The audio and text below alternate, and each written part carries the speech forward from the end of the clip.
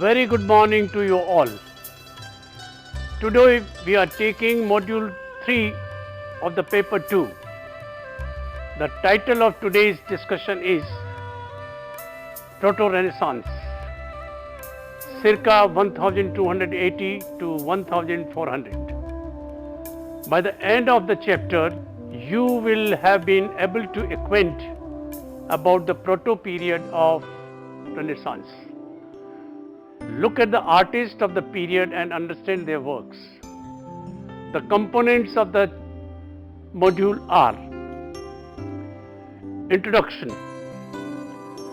Church of St. Francis, Andrea Pisano, Life of John the Baptist, Cimabue, circa 1240 to 1302, Giotto da Bordone, circa 1267 to 1337, Siena School, Duccio da Bonicina, Siena School, Simon Martini, 1280 to 1344, Siena School, Ambrogio and Pietro Lorenzetti.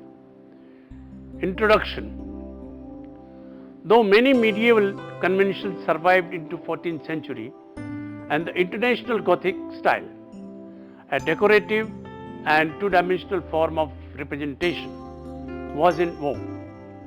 Some artists began to incorporate their observations of physical reality and the ancient Greek and Roman art into their work. The term Proto-Renaissance refers to this artistic period spanning the 13th and 14th centuries in Italy. The Proto-Renaissance occurred in a northern enclave of present-day Italy, northern Italy, over the course of 2 to 3 centuries because of several converging factors. It comprised of a number of small but vital artistic changes which represented a gradual break from the medieval art. It made way for the early Renaissance that took place in 15th century Italy. What was important here was that the area in which it began was stable enough to allow explorations in art to develop, especially in Tuscany, where handicraft production and trade were developing rapidly and many anti-feudal reforms were introduced. Proto-Renaissance art was marked by sensual visual representation of the real world, a secular principle, and a profound interest in classical legacy of antiquity. Some art historians have identified the earliest manifestation of the Proto-Renaissance in Tuscan architecture of the 11th to 13th centuries. The architecture was marked by polychromatic marble incrustation, fine proportional articulation of the walls, and classical architectural details that counteracted the heaviness of the Romanesque style. Gothic elements in Proto-Renaissance architecture, as seen in the work of Arnolfo da Cambio and others, imparted balance and tranquility to the structures. A feeling of three-dimensionality and influences of late classical art are inherent in Proto-Renaissance sculpture. For example, the work of Nicola Pisano and others. The painters of the period, including P. Cavallini of Rome and especially Giotto of Florence, achieved a remarkable tangibility and material persuasiveness of form. Analogous phenomena, particularly a heightening of the sensual verisimilitude of images, are evident in Italian literature of this period, represented by the poetry of Dante and of the Dolo Still Nuovo, Sweet New Style, School. Proto-Renaissance tendencies which coexisted with widespread Gothic currents throughout the Trecento were adopted by such artists of the early Renaissance as F. Brunelleschi, Donatello and Masaccio.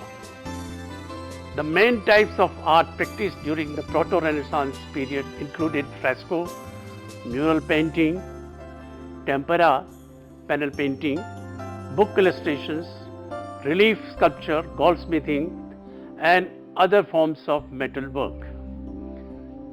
Church of St. Francis.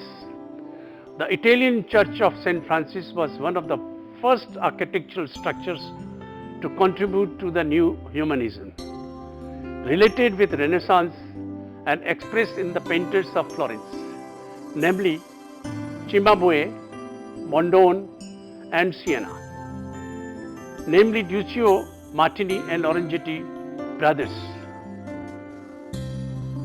The fresco scenes of the life of St. Francis were portrayed with much greater realism than contemporary styles of Byzantine art. Cimabue and Bondone were the artists here. In this work, life sees human figures conveying human emotions made their first appearance in European paintings. It might be important to know that Florence and Siena schools of painting, though rivals in so many ways, grew out of 13th century painting traditions and engendered individual artists who became famous in their own time. The Byzantine influence continued to provide models of dramatic pathos and narrative iconography, as well as stylized features including the use of gold for drapery folds and striking contrast of highlights and shadows in the modeling of individual forms. Andrea Pisano, Life of John the Baptist. In 1330, Andrea Pisano, c. 1219 to 1348, was commissioned to create a pair of gilded bronze doors for the Florentine baptistry of Saint Giovanni, situated directly in front of the Pisa Cathedral. The project took 6 years to complete and displayed 20 scenes from the life of John the Baptist, personifying the virtues that he stood for. The effect is two-dimensional and decorative, a grid of 28 rectangles with repeated quatrefoils filled with graceful patterned poses of delicate human figures. Within the quatrefoil frames, however, the figures' compositions create the illusion of three-dimensional forms moving within the described spaces of natural and architectural worlds. Cimabue, circa 1240 to 1302, one of the first great Italian painters and mosaicists to break from Italo-Byzantine style. Cimabue, also known as Seni di Papi, had a natural bent towards naturalism. He rendered his figures with more lifelike proportions and shading. He is also known as teacher of Giotto, important painter of the Proto-Renaissance period. His great contemporary Dante recognized the importance of Cimabue and placed him at the forefront of Italian painters. Cimabue's palette is delicate with shaded tones, notably in the angel's wings. The figures take on real solidity and an unprecedented visual presence. The artist prepared the ground for 14th century Florentine art. His work raised the issues that would preoccupy his successors, notably Giotto. The representation of space, the representation of body and light. The Master was painted around 1280 for the main altar of the church of Saint Trinita in Firenze and is housed in Musée du Louvre of Paris, France. The definition of Madonna is Maesta, which means majesty. The Virgin Mary is sitting on the throne with Jesus on her lap. Cimabue's Madonna still shows the main traits of Byzantine style, a profusion of gold and almost total absence of volume and perspective.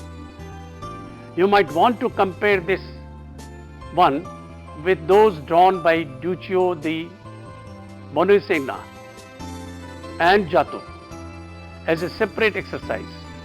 How precious, elaborated and refined is the throne where the Virgin Mary is delicately sitting. The gold background, the lines of gold in Mary's drapery and the long thin figures are characteristics of Byzantine style. The elaborate throne has no visible support at the back but seems instead to rise upward, disregarding the materiality of its weight, as in Byzantine and medieval art. The Christ child is depicted with the proportions and gestures of an adult. The four prophets at the foot of the throne embody the old dispensation as the foundation of the new. Art historiographers from the 14th century to the present have recognized the art and career of Cimabue as the dividing line between the old and the new traditions in Western European painting. Giotto da Bordone, circa 1267 to 1337.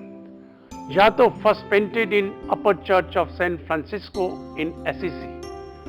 Then between 1304 and 1310, he painted the massive cycle of biblical art in the Cappella degli Scrovegni in Padua Arena Chapel.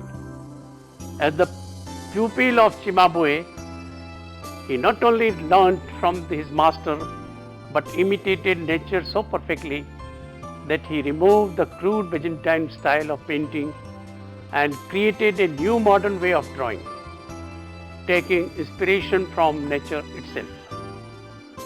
Boccaccio, an ardent admirer of ancient Rome, described Giotto as having brought the art of painting out of medieval darkness into daylight. He compared Giotto to the Greek classical painter Apelles as master of disillusionism. Petrarch, who was an avid collector of classical texts and had written extensively about benefits of nature, owned a painting by Giotto. The beauty of this painting, wrote Petrarch around 1361, the ignorant cannot comprehend, but master of the art marvel at it. Petrarch thus shared Boccaccio's view that Giotto appealed to the intellectually and artistically enlightened. Ignorance, by implication, was associated with the darkness of the Middle Ages.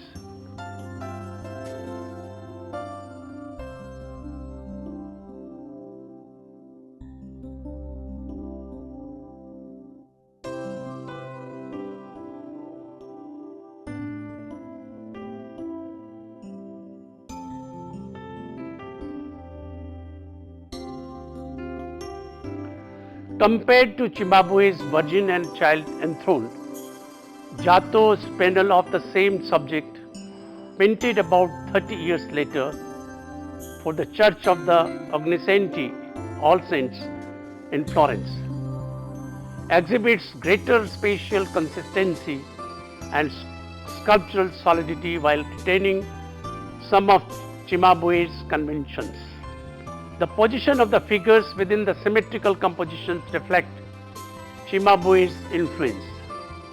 Gone however, are Mary's modesty, inclined head, and delicate gold folds in her drapery. Instead, light and shadow play gently across her stocky form, and her action holding her child's leg instead of pointing him out to us seems less contrived. This colossal Mary overwhelms her halo's overlapped faces. In spite of the hieratic scale and the formal, enthroned image and flat gold background, Giotto has created the sense that these are fully three-dimensional beings whose plainly draped, bulky bodies inhabit real space. The Virgin's solid torso is revealed by her thin tunic, and Giotto's angels are substantial, solid, whose foreshortened postures project from the foreground towards us, unlike those of Cimabue, which stay on the surface along lateral stripes composed of overlapping screens of color.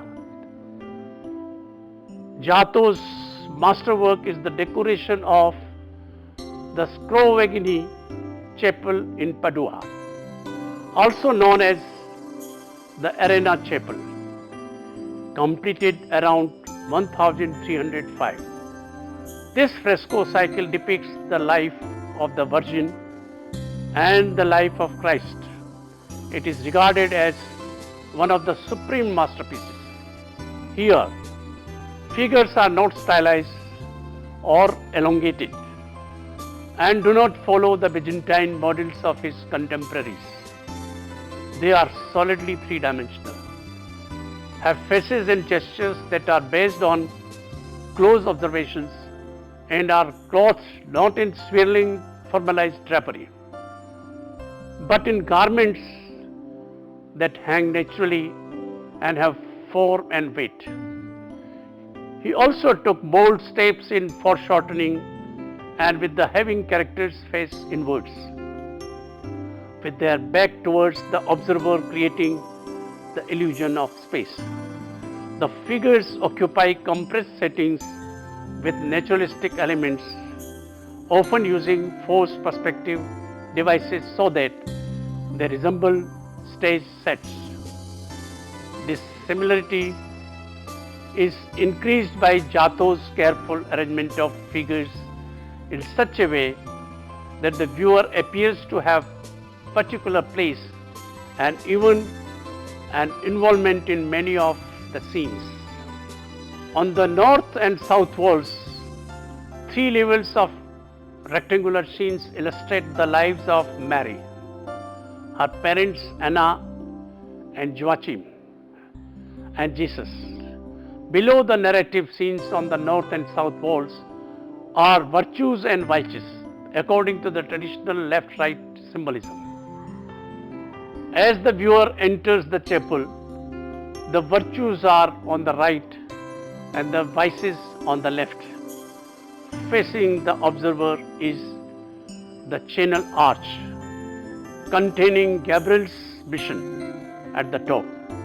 Two other events from Jesus' life, the betrayal of Judas on the left and the visitation on the right, and two illusionistic chapels. The central band of medallion spans the vault, crossing a brilliant lapis blue, star-spangled sky in which large portrait discs float like glowing moons. At top left, Jesus performs his first miracle, changing water into wine at the wedding feast at Cana. The wine steward, looking very much like the jars of new wine himself, sees the results. To the right is the raising of Lazarus, where boldly medalled individualized figures twist in space. Through their postures and gestures, they react to the human drama by pleading for Jesus' help, or by expressing either astonishment at the miracle or the revulsion at the smell of death. Jesus is separated from the crowd. His transforming gesture is highlighted against the dark blue of the background.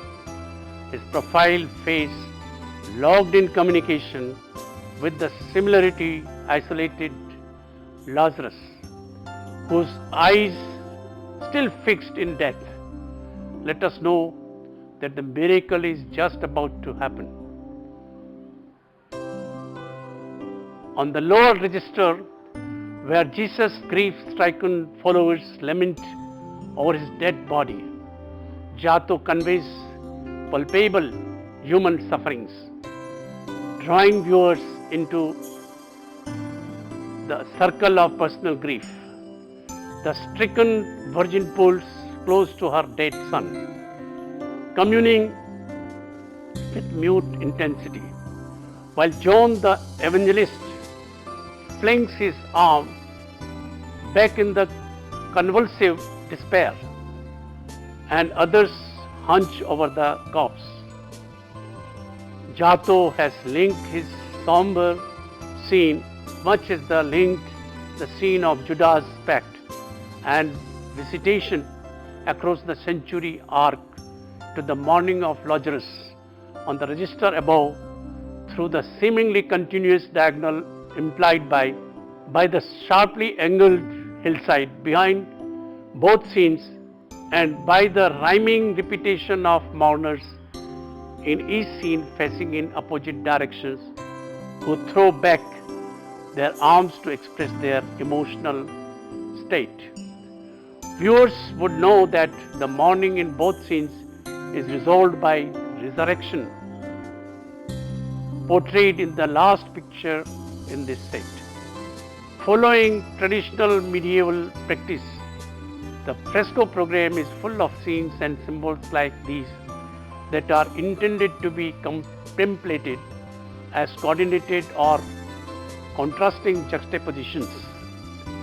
What is new here is the way Giotto draws us into the experience of these events.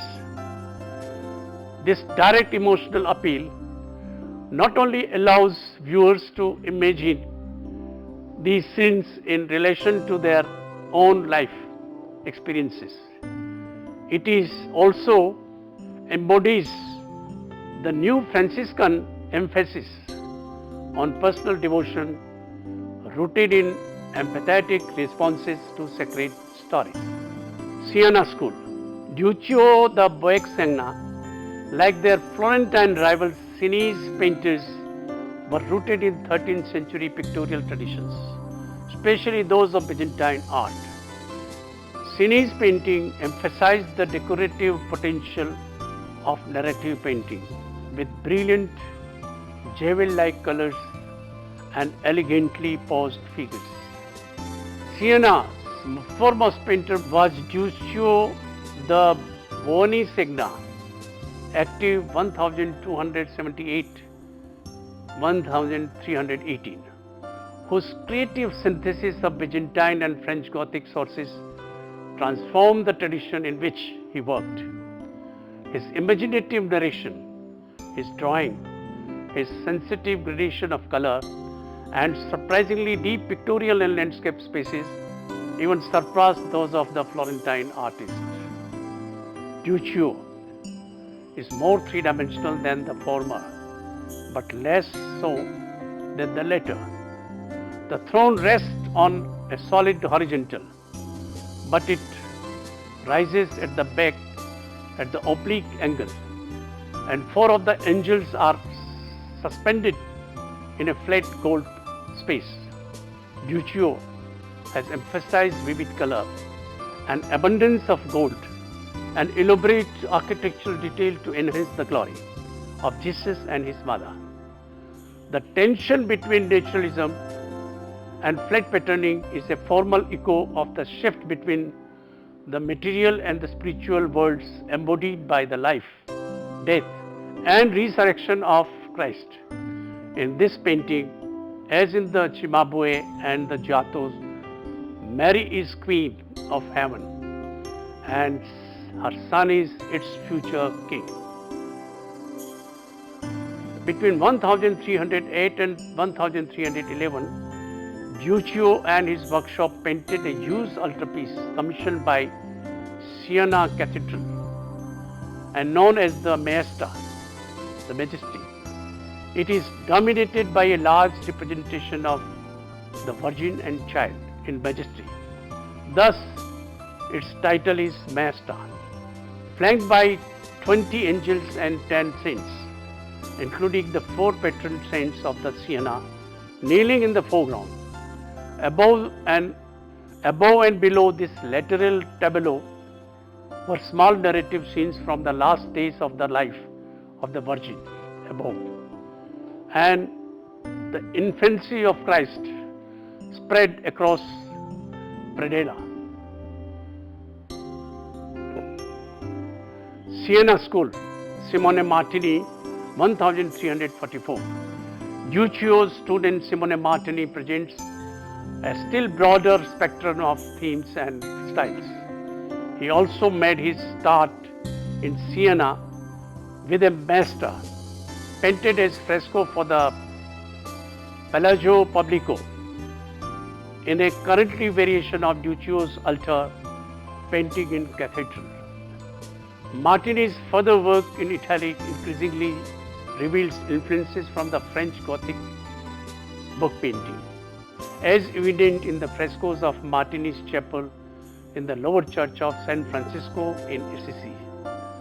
And the artist in fact became a court painter in Naples to Robert I of Anjou in 1317.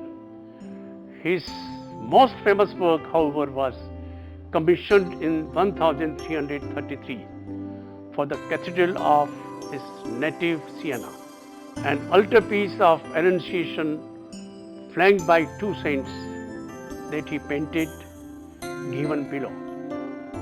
Siena School, Ambrogio and Pietro Lorenzetti. 2 other noteworthy Sienese painters were the brothers Ambrogio Lorenzetti, c. 1290, 1352, and Pietro Lorenzetti, c. 1280 and 1348, in all probability students of Duccio. Their altar paintings and frescoes, which also reveal some influence of Giotto, are more emotional and more lively than those of their Sienese contemporaries. Ambrogio's major work, the monumental portrayal of allegory of good government, 1338 to 1340, Palazzo Pubblico, Siena, is not only the first landscape and cityscape in the European art, but also reveals an understanding of the city government of Siena in its innumerable details.